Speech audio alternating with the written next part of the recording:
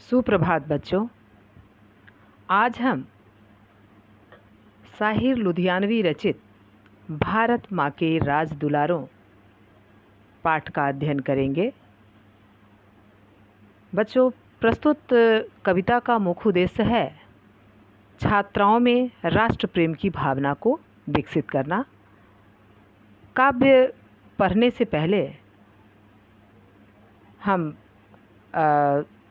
कवि के बारे में कवि का परिचय प्राप्त करें।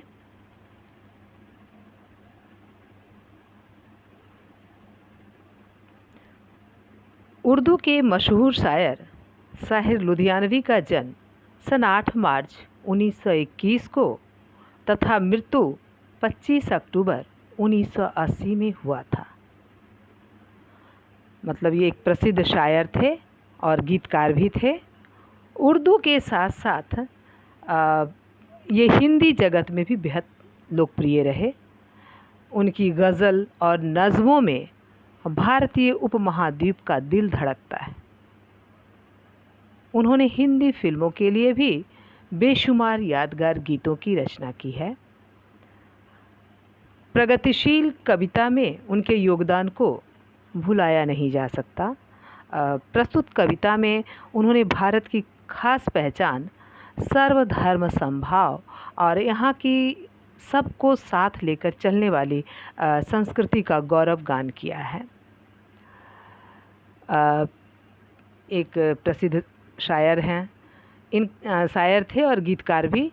इनका जन्म लुधियाना में हुआ था और लाहौर तथा बम्बई इनकी कर्मभूमि थी। बच्चों, इन्हें फिल्म फेयर पुरस्कार से नवाजा गया था और ये सर्वश्रेष्ठ गीतकार भी रहे हैं। चलिए काव्य को हम पढ़ते हैं। भारत माँ के राज दुलारों, नन्हे मुन्ने आँखों के तारों, जैसे मैंने तुमको संवारा वैसे ही तुम देश संवारो, भारत माँ के राज दुलारों।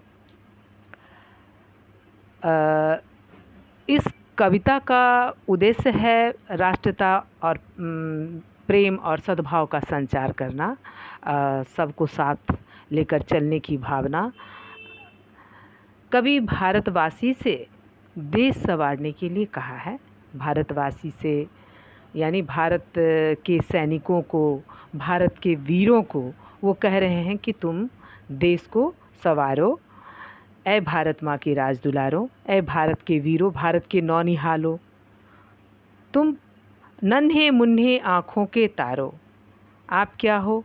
आप हमारे भारत के भविष्य हो, आप हमारे प्यारे हो। जैसे मैंने तुमको संवारा वैसे ही तुम देश संवारो।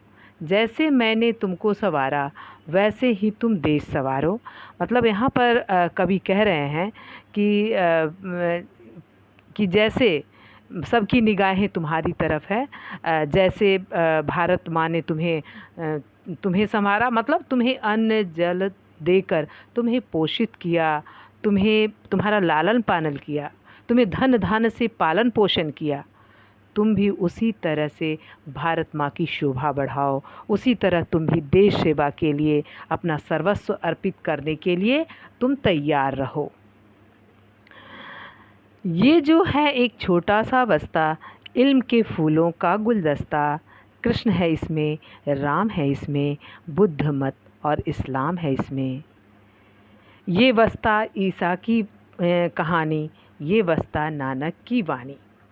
देखिए बच्चों, यहाँ पर कवि कह रहे हैं कि कविता में वर्णित, यहाँ बस्ते में कहा जा रहा है, जो कविता में जो वर्णित बस्ते का जिक्र किया गया है, इसमें विभिन्न धर्मों के ज्ञान, सच्चाई और भलाई भरी हुई है।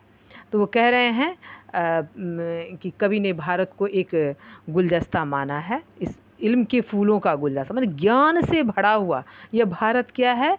गुलदस्ता है। यानी यह गुलदस्ता में जिस प्रकार के बच्चों नाना प्रकार के फूल से सजकर गुलदस्ता बनता है, इसी तरह भारत रूपी गुलदस्ते में हिंदू, मुस्लिम, सिख, ईसाई धर्मों के लोग, माने सभी धर्मों के लोग आपस में सद्भावनापूर्वक रहते हैं। इल्म के फूलों का मतलब ये ज्ञान से भरा हुआ है। हम लोग ज्ञानवान होकर के सभी धर्म, सभी संप्रदाय को समभाव लेकर, समभाव के साथ, सदाचार के साथ, सद्भावना के साथ एक होकर चलने का प्रयत्न करना चाहिए हमें। कृष्ण है इसमें, राम है इसमें, बुद्ध मत और इस्लाम है इसमें, ये वस्ता ईसा की कहानी, ये वस्ता नानक की वाणी। कहने का भाव ये है कि इसमें हमारे यहाँ हिंदू, मुस्लिम, सिख, ईसाई सभी धर्मों के लोग सांप्रदायिक सद्भावना के साथ रहते हैं। तो माने कवि हमें इस काव्य के माध्यम से यह कहना चाहते हैं कि सभी धर्मों का हमें सम्मान करना चाहिए और उनसे ज्ञान अर्जित करना चाहिए। क्योंकि बच्चों सभी धर्म का लक्ष्य, उद्देश्य क्या है? एक है। सभी धर्म हमें सद्भावना, भाईचारा, परोपकार, प्रेम एवं झूठ न बोलने की सीख देते हैं। चलिए बच्चों शब्दार्थ नोट करें। बस्ता बैग, इल्म ज्ञान, इल्म मतलब होता है ज्ञान, बानी, बानी मतलब आवाज़, सवाड़ो निकालना, सजाना, नज़्म कहते हैं पद को, कविता को नज़्म कहते हैं। नज़्म मतलब पद, कविता, काव्य। बच्चों गृह कार्य नोट करेंगी।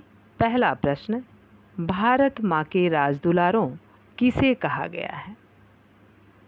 दूसरा प्रश्न, बस्ते शब्द से क्या अभिप्राय है?